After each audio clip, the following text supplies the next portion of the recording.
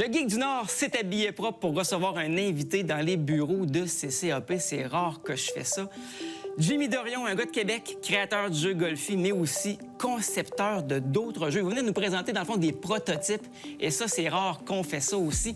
Jimmy, merci d'avoir accepté l'invitation. Eh bien, merci, Martin, de m'avoir invité. C'est un plaisir, mon cher. Parle-nous déjà, en partant de Golfi, un jeu que tu as créé en 2020-2021, dans ces eaux-là. Oui, Golfi, je l'ai pensé, je l'ai créé en décembre 2021. Et à quelle date il a été mis sur le marché? Il a été rendu disponible sur le marché fin mai 2022.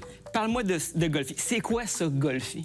Golfi, c'est tout simplement un jeu que j'ai créé dans le but de rassembler ma famille autour de la table. Donc, c'était son objectif premier. OK. En grandissant, les enfants se font des conjoints, des conjoints-conjointes. Tout à fait. Et on était rendu 8 et des jeux qui jouent à 8 autour de la table qui rassemblent vraiment tous les types de joueurs. Il n'y en a pas une tonne. Commence à être difficile.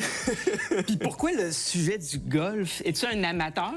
En réalité, j'ai choisi le sujet du golf parce que quand j'ai créé Golfi, je suis parti d'une inspiration d'un jeu qui existait, un jeu de cartes traditionnel qui s'appelle le jeu du golf. OK. Et là, moi, je m'étais donné l'objectif de lui donner une vraie thématique, qu'on ressente vraiment une partie de golf, ce qu'on ne ressentait pas avec le jeu de cartes traditionnel. Je peux comprendre. Donc, je m'étais mis aussi des barèmes, des limitations. Donc, par exemple, je dis, je veux pouvoir gérer le temps de la partie. Donc, OK. ça, c'était un de mes prérequis. Il fallait que je réussisse à faire la partie en dedans de 25 minutes. C'était top chrono.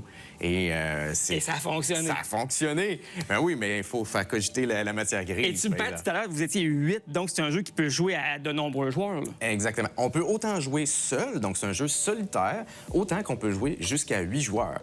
Donc, comme au golf, on peut aller jouer seul sur le terrain. Oui, exactement. Ou on peut aller jouer une bonne gang avec les petites voiturettes de golf. Ça s'adresse à un public de quel âge? 7 ans et plus. Non, mais c'est vraiment pour toute la famille. Je dirais, j'ai beaucoup d'aînés qui jouent à Golfi, donc énormément apprécient. Donc, c'est un jeu de cartes qui est facile à prendre en main, pas trop de règles. Donc, c'est ce qui lui permet vraiment de se différencier au niveau de la gamme de jeux actuellement sur le marché, avec justement la possibilité de jouer jusqu'à 8 joueurs. Et c'est pas nécessaire d'être un grand fan de golf pour vouloir aimer jouer à Golfi, là. Non, pas obligé de connaître, je dirais, les termes ou les techniques. On n'aura pas à frapper une balle. On va tout simplement gérer des cartes sur la table. Pas besoin de crier fort! Non, plus, à moins que tu lances une carte parce qu'il s'est passé quelque chose, mais ça devrait bien se passer. Et là, je vois une petite boîte qui m'intrigue ici, Golfi Animal. Veux-tu nous parler de c'est quoi, ça? Oui, Golfi Animal, dans le fond, c'est une extension que j'ai créée pour les joueurs qui commencent à trouver Golfi un peu plus facile. Donc, quand on commence à être un bon joueur, qu'on a plus de 30 parties derrière la cravate, bien souvent, on aimerait ça pimenter un peu la partie. Et sur les terrains de golf, je me suis inspiré d'un événement qui se produit de temps en temps. Il y a des animaux qui viennent sur les terrains. Oh, on a déjà vu des crocodiles ou des alligators plutôt en Floride. Oui, il y a les alligators. En Europe, il y a des poules, des fois, qui se retrouvent sur les terrains. Donc, en réalité, je me suis inspiré de vraies situations qui arrivent dans la vie de tous les jours au niveau du golf pour faire l'extension. Et l'extension, en réalité, c'est qu'on va devoir se débarrasser des animaux. Comme dans la vraie vie. Et là, Golfi, les gens qui voudraient se procurer Golfi, de quelle façon peuvent-ils se le procurer, justement? Oui, actuellement, Golfi est encore disponible dans quelques magasins. Je vais nommer quelques boutiques pour donner une idée. Donc, on a Socio-Jeux, on a Passe-Temps 3000, on a le Club Jouet, on a Ludold, on a Jeux Jouets et compagnie, on a Lilo Jeux. Donc, on a plusieurs boutiques et magasins qui vendent encore Golfi. Parfait. Il me reste encore quelques copies. Donc, je suis en mesure de pouvoir pourvoir aux demandes au niveau des boutiques et magasins présentement, s'il en manque. Parce que c'est sûr qu'une chose qu'on n'a pas mentionnée, c'est que moi, j'ai récupéré les droits au niveau de mon jeu. Oh, bravo, félicitations. Merci, merci. Ça, c'est le fun. Et les gens qui voudraient te suivre sur Facebook ou sur les médias sociaux, on fait ça comment? Oui, dans le fond, sur Facebook, moi, j'ai créé un groupe qui s'appelle Jimmy Dorion, auteur de jeux de société. Donc, les gens peuvent tout simplement faire une recherche. Donc, Jimmy avec un I, 2 M et un Y. Donc, faites la recherche simplement sur Facebook. Joignez le groupe, j'accepte tout le monde. Et là, les gens pourront parler de tes créations puis échanger avec toi peut-être aussi en même temps. Oui, en réalité, moi, je publie régulièrement. Donc, quand je m'en vais dans des événements, comme là, prochainement, il y a plusieurs événements qui vont avoir lieu à travers la province. Moi, je vais être à plusieurs de ces événements. Je vais le mentionner dans le groupe. Quand j'ai une nouveauté, un nouveau jeu, que je cherche des gens gens qui veulent jouer à mes nouveaux prototypes, je fais des publications. Les gens disent oui, moi, ça m'intéresse. Puis parfois, je me présente chez vous et j'anime une petite soirée avec mes prototypes. Et parlant de prototypes, là, tu vas nous présenter Far Far West. Oui, exactement. Jimmy, on a installé sur la table le matériel de ton prototype Far Far West. En quoi ça consiste, ce jeu-là? Oui, Far Far West, l'objectif, c'est de devenir le prochain gouverneur. Ça me parle, ça. Donc, imagine des personnes qui ont décidé d'aller loin dans l'Ouest et absolument rien, c'est le désert. Eh bien, ils ont décidé de commencer à participer à la création de la ville. Donc, on va, nous tous, contribuer en construisant sur notre plateau de joueurs des bâtiments. OK. Et pour devenir gouverneur, c'est lui qui va cumuler le plus de points d'influence. Et comment on cumule des points d'influence? Grâce aux bâtiments. Donc... Et comment on construit des bâtiments grâce aux ressources? Alors, il va falloir évidemment des ressources. Bien sûr. Au niveau des bâtiments, on a un total de 5 bâtiments qui sont accessibles sur la table en début de partie. OK, là, je vois qu'il y a une maison, un ranch, l'apothicaire, un hôtel et la banque. Exactement. OK. Mais il y en a plus que 5 dans le jeu. Oui, il y a un total de 10 bâtiments différents. Donc, il y a des variantes pour chaque position de bâtiment.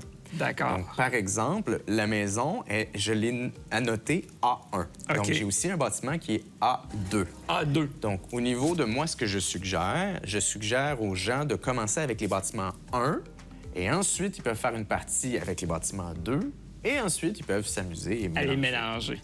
Exactement. OK. Tant il y a aussi longtemps qu'on a juste un bâtiment A. Exactement. Il nous faut un seul bâtiment de chaque lettre. De chaque lettre. Parfait, là, je te suis. Excellent. Donc, dans un tour de jeu, qu'est-ce qu'on fait? Oui, donc durant le tour de jeu, on va, à notre tour, soit récupérer des cartes, soit jouer des cartes de notre main, dans l'objectif de récupérer des ressources qui vont nous permettre de construire les bâtiments. Je te suis. Donc, au niveau d'un tour de joueur, Oui. je vais faire un petit résumé, un petit tour Parfait. personnellement. Donc, imaginons que c'est mon tour de jouer. Donc, sur mon plateau, j'ai un total de 2 jetons actions qui représentent mes 2 actions. Lorsque je retourne un jeton, c'est que je vais faire une action. Donc, par exemple, ici, je vais aller récupérer une carte au centre, dans la rivière, que je vais ajouter à ma main. Une fois que je l'ai ajoutée, je peux, si je le désire, la jouer ou aller récupérer une autre. Une autre carte. Ou piger dans le paquet de cartes. Oui, exactement, parce que pour récupérer des cartes, soit je récupère une carte visible, soit je pioche un total de 3 cartes, et sur les 3 que je pioche, je vais en choisir une seule. Choix déchirant Oui. parfois, Ah j'imagine. oui, comme là, présentement, c'est pas pire. J'ai déjà des cartes qui vont m'indiquer lesquelles sont plus Ouais, intéressantes. Les 2 autres, je vais les défausser dans la rivière. Et ils vont devenir Toujours. disponibles, ces cartes-là, pour le prochain joueur, par exemple. Exactement. Et c'est D'accord. toujours proche de la pile. Pourquoi? Parce qu'à la fin de mon tour, lorsque j'ai consommé mes 2 actions, je vais défausser les cartes excédant 4. Oh, d'accord, OK. Donc, il n'y aura jamais plus de 4 cartes pour le prochain joueur. Parfait, parfait, parfait. Oui. Et petite particularité fort intéressante, donc je vais te montrer un exemple. Imaginons qu'il me reste encore une action, parce que là, je n'ai en réalité consommé 2. Tout à fait. Mais imaginons qu'il me reste encore une action. Si j'ai plusieurs cartes identiques, par exemple, là, j'ai 3 forêts. Je peux jouer mes 3 forêts que je vais mettre sur mon plateau dans la zone 2. En une seule action. Pour une seule action, et je vais récupérer les ressources indiquées sur chacune des cartes.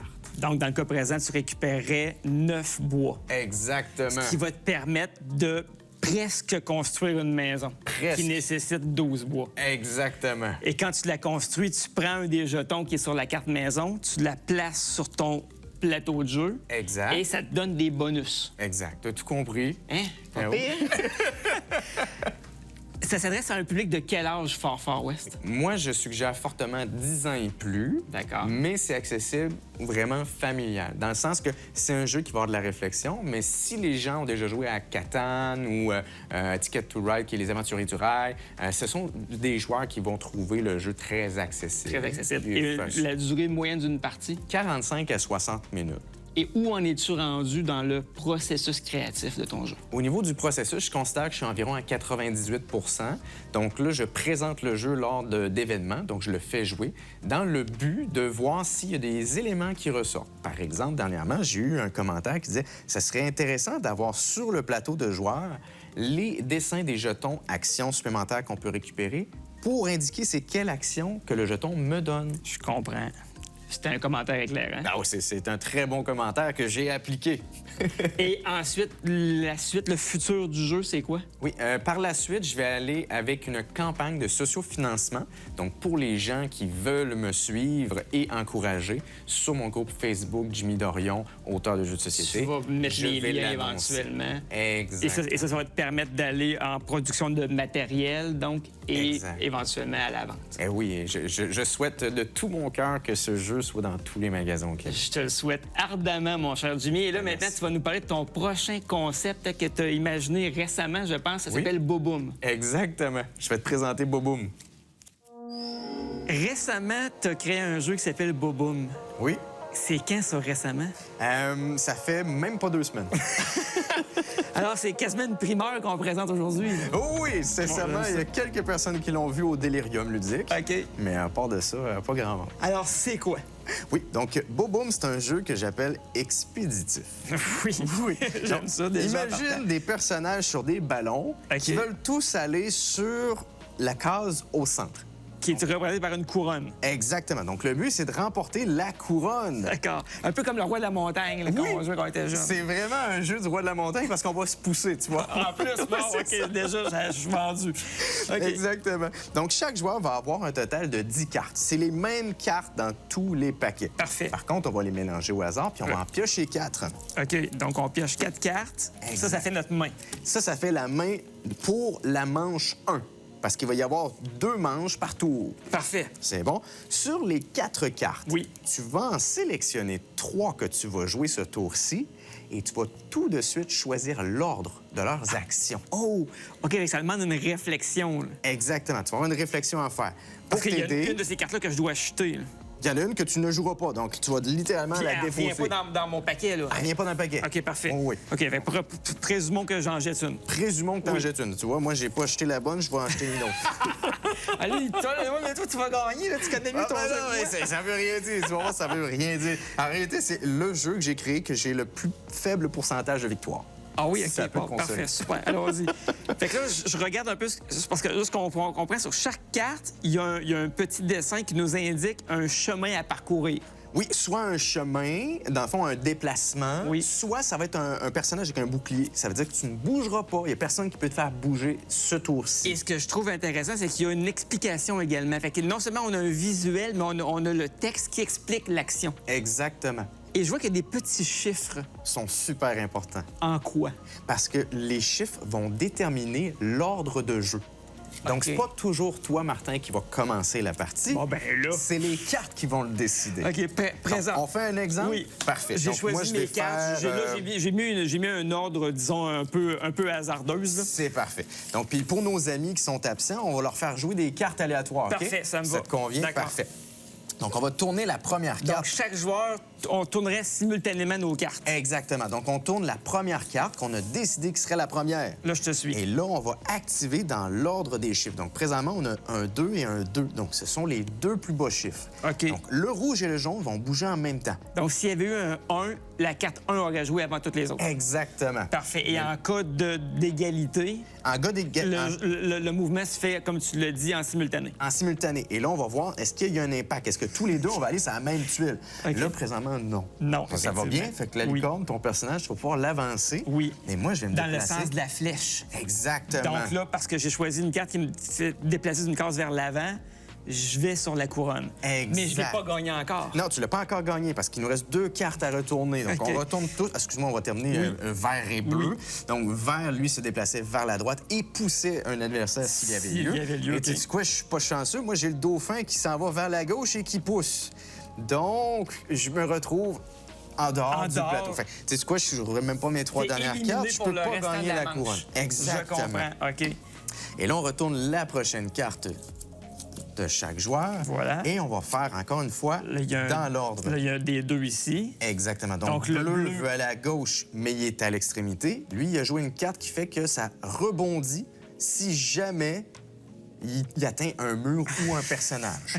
Vert, même chose, il va aller à droite, c'est le vide, mais il y a la carte qui lui permet de rebondir, donc ça va à gauche. Parfait. Et toi, qu'est-ce que tu fais? Je repousse les personnages adjacents, donc j'élimine mes 2 adversaires, je les expulse du plateau. Exactement. Ce qui fait que par défaut, Par défaut, Je ben là, deviens le tu gagnant. gagnes, exactement. Et en plus, Martin, je vais t'expliquer une dernière chose. Normalement, tu remportes 2 couronnes si tu finis sur la couronne. D'accord. Et si personne n'avait fini sur la couronne, tout le monde aurait remporté 1 pièce de couronne. À 5 couronnes, tu gagnes la partie. Wow. Mais sais-tu quoi? Non. Il y a une règle qui te permet de gagner instantanément, puis tu viens de le faire. En une manche? Oui, parce que quand tu finis sur la couronne et qu'il n'y a plus personne sur le plateau, tu gagnes automatiquement. OK, j'adore ça. Ça se joue vite, ça s'explique très rapidement. Tu sais, à la limite, tu amènes ça en camping, n'importe où, là. Tu sais, hey, on sort ça, ça prend 10 minutes, la partie est faite, on peut en jouer 3-4 en ligne. Exactement. On a juste envie de rejouer en disant « Ah, Caroline, là, je sais comment il pense. Ah, je vais essayer de voir sa stratégie. » C'est le fun. C'est très le fun. Ça, c'est quoi? As-tu des plans dans le futur? On t'est rendu où dans ta démarche? Présentement, je l'ai créé il y a 2 semaines. Donc, il est très, très jeune dans ses démarches. Absolument. Moi, je vais le présenter au ProtoFest, qui est un événement pour les auteurs de jeux de société qui est ouvert à tous. Ce qui veut dire que si tu as envie d'aller au ProtoFest, c'est gratuit pour toi et tu peux aller jouer à tous les prototypes des auteurs et donner tes commentaires. Et donner les commentaires. Exact. Ça, c'est intéressant. C'est intéressant autant pour moi que pour l'auteur qui reçoit des commentaires de joueurs en direct, là. Exactement. Donc, C'est nourrissant pour l'auteur, ça, j'imagine. oui, bien, l'auteur a besoin de ces commentaires-là pour l'aider à améliorer son jeu. Donc, moi, j'encourage tout le monde qui le désire à y aller. C'est gratuit, en fait. Ça s'appelle Boboum. Jimmy Dorion, gros merci encore une fois de ta présence. Merci, Martin, de m'avoir invité. Ça m'a fait immensément plaisir. Bonne journée à toi.